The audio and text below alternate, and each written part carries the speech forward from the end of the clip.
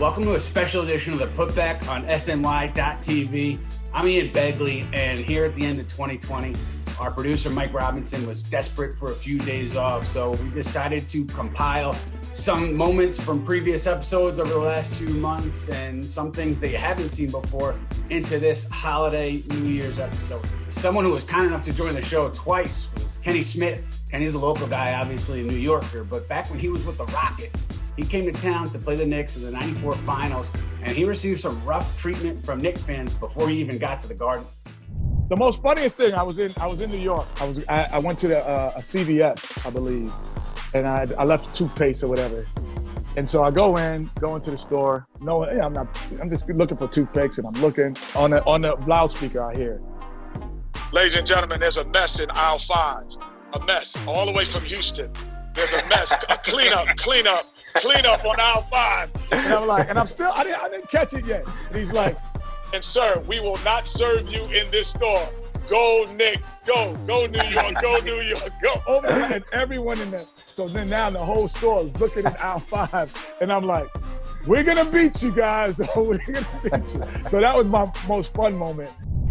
Another example of why New York is such a tough town to play in. And now we are joined by Mike Robinson himself, one of our producers, who again needed some days off, and this is why we're doing this special episode. Mike, I hope you are nice and relaxed as you watch this thing on your couch. But you took some time over the past few weeks to go through the clips, go through all the moments that we've had over the past few months for this show. What was one that stood out to you?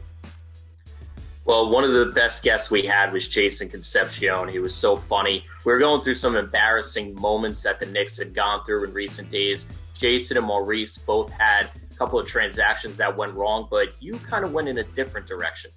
I'm going to go off the court. There's a million of those, but the one that was so bizarre to me was when Kurt Rambis was the interim Knicks head coach, and either he or somebody who was on his Twitter account had liked a not safe for work tweet.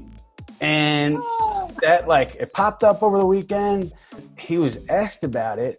And I think the Knicks put out a statement saying, we're aware of this, we're working with Twitter on the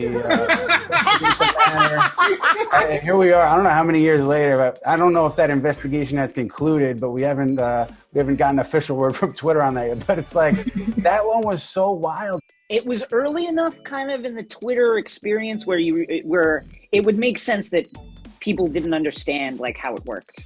That people could see that. I hope that investigation comes to its conclusion at some point. I know that it's been a really long running affair, and I hope that we get to the bottom of that.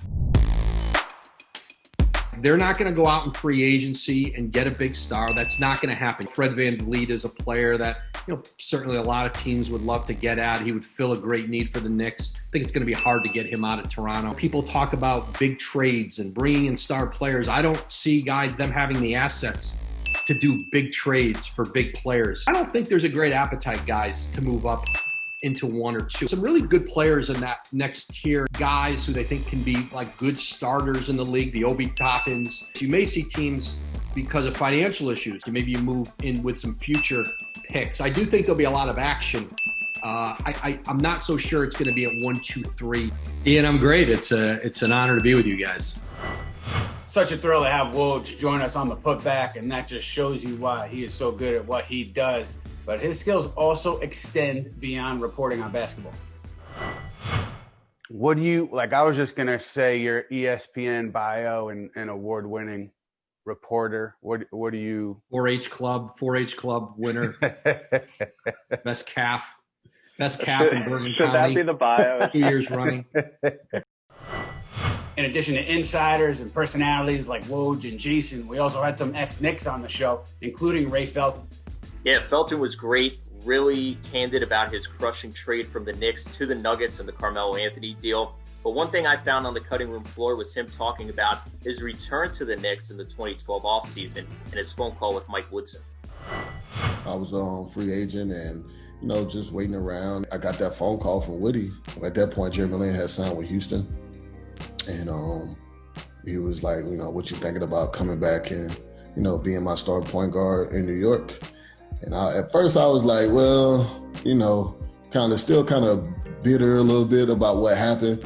I was like, but I love New York, man. And just looking at the team that he had put together, it was just like, man, let's do it. Like, let's do it. Like, I want to come back. You know what I'm saying? I got a chance to talk with Melo. You know what I'm saying? And it was just like, man, all right, let's go. Let's go see what we can do. Let's go make some noise. You know, and that's what we did. You know, we had a very successful season that year. It was great to hear from Raymond. We also had ex-Knick Kyle O'Quinn on the show. O'Quinn, Queens native, talked to us about how much he enjoyed playing in New York. You know, he signed with the Pacers after his stint with the Knicks, and there was a bit of an adjustment for O'Quinn when he went to Indiana, more so for non-basketball reasons than for anything on the court. One story you allowed me to tell when you were in New York was the bar mitzvah story of you being your side gig, doing a couple bar mitzvahs. New York, obviously, it's a good market for bar mitzvahs. You go to Indy, I can't imagine you did that many bar mitzvahs there. I would say I did 0 bar mitzvahs in Indiana. I did much of nothing in Indiana. Nothing was more like New York, you know. I really had a part-time job when it came to the bar mitzvahs, you know. My daughter's 3, my son's almost 2, so I'm locking you in for, I think it's 2030 and maybe 2032. Can I lock you in today for those events? Yeah. Talk to Dan Roan. So let's hope Kyle comes through for me, Mike, because I'm going to need it. Well, we got it on tape, so he's got no choice at this point. The other guy who came through for us was Frank Isola, great beat writer over the years for the Knicks. He had some awesome stories, including about Anthony Mason, but one thing that didn't make the episode was a story about you. So Ian comes up through the ranks as my backup, and there's kind of an initiation for the person that backs you up. You basically can abuse them and bully them around, and I'm like the classic bully. You know, once I get challenged, I back down, but I was going to bully Ian as much as I could.